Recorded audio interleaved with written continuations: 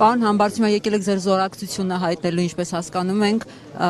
վեհափառ Հայրապետին, ձեր կարծիքով այս ոտնձգությունները եկեղեցու դեմ ինչ նպատակ են հետապնդում եւ կարող են արդյոք քաղաքացիական բախումների բերել։ Տեսեք, հայ առաքելական Սուրբ եկեղեցին մենք բոլորս ենք։ Եվ մենք բոլորս հայ առաքելական եկեղեցու զավակ ենք, հայ առաքելական եկեղեցու գլուխը Հիսուս Քրիստոսն է։ Հետևաբար յուրաքանչյուր ոտնձգություն մեզ համար անընդունելի է եւ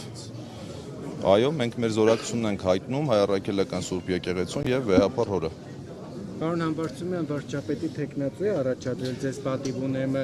բայց Հայաստան դաշինք արդեն մի քանի օր է մի հատ հստակ հարցի չի պատասխանում։ Այդ 28 ձայնը որ պարագայում են տալու։ Հիմա էլ ասում են վաղը բանակցություններ են վարելու։ Այդ բանակցություններից ինչ սպասելիքներ ունեք։ Գիտեմ հարցը ինչի համար է, շատ խորությամբ պատկերացնում եմ եւ սիրելի գործընկերներ, սիրելի լրագրողներ, ձեր բոլոր հարցերին այսօր չեմ պատասխանի, որովհետեւ սպասենք տեսնենք երկու խմբակցությունների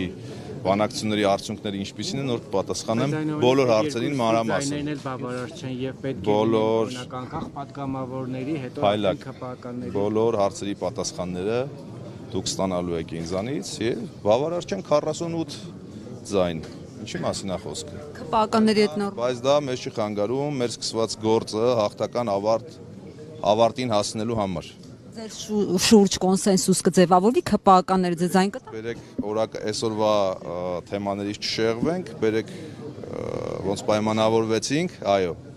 ոնց պայմանավորվեցինք, վաղը բանակցությունները թող ավարտվեն, տեսնենք արդյունքները եւ բոլոր հարցերի պատասխանները խոստանում եմ դուք կստանաք։ Եվ վերադառնալով այսօրվա օրակարգին եւ արդեն տևական ժամանակ է իշխանությունը հետեւողականորեն եկեղեցու ներսում փորձում է գտնել Եկեղեցին հայ ժողովուրդն է, հետևաբար որևէ գործողություն հայ ժողովրդի դեմ դատապարտված է պարտության։ Պարոն Համբարձումյան, այնուամենայնիվ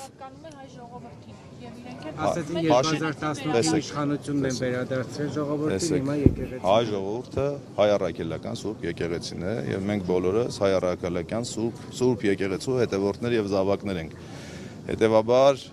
ժողովրդին վերադարձնել ժողովրդին չեմ հասկանում։ Պարոն Համբարձումյան, այնուամենայնիվ ձեր թեկնածության հենց հաջորդի վարքյաններից սկսած ՀԿ-ականները նվեր էին համարում ձեր թեկնածությունը, ասում են, ես ինչ լավ թեկնածու են առաջադրել, նկատի ունենալով, որ խոցելիություն կա։ Դուք ոնց եք։ Այո, եթե նվերը ինչի են խառնվել իրար։ Թողեք թող բանակցություններն ավարտվեն, սիրելի լրագրողներ, դուք ձեզանից մեծ մասը ինչ ճանաչում ես, երբևէ չեմ խուսափել լրագրողների հարցերին պատասխանելուց եւ շատ լավ համագործակցել եմ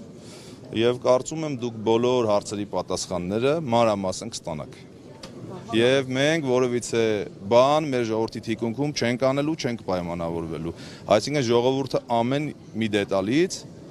տեղակա լինելու։ Կարող են այսպես ասած, պարոն Համբարձումյան, ձեզ կարող են այսպես ասած կոմպրոմատներ գտնել ձեր դեմ, փչացնել, այսպես ասած։ Իմ Տերն Աստված է ժողովուրդ։ Բերեք այսքանով սահմանափակվենք,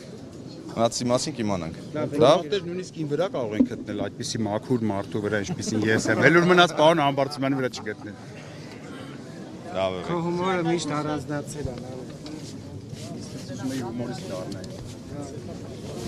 Իշխանապողությունից հետո ստեղծապ։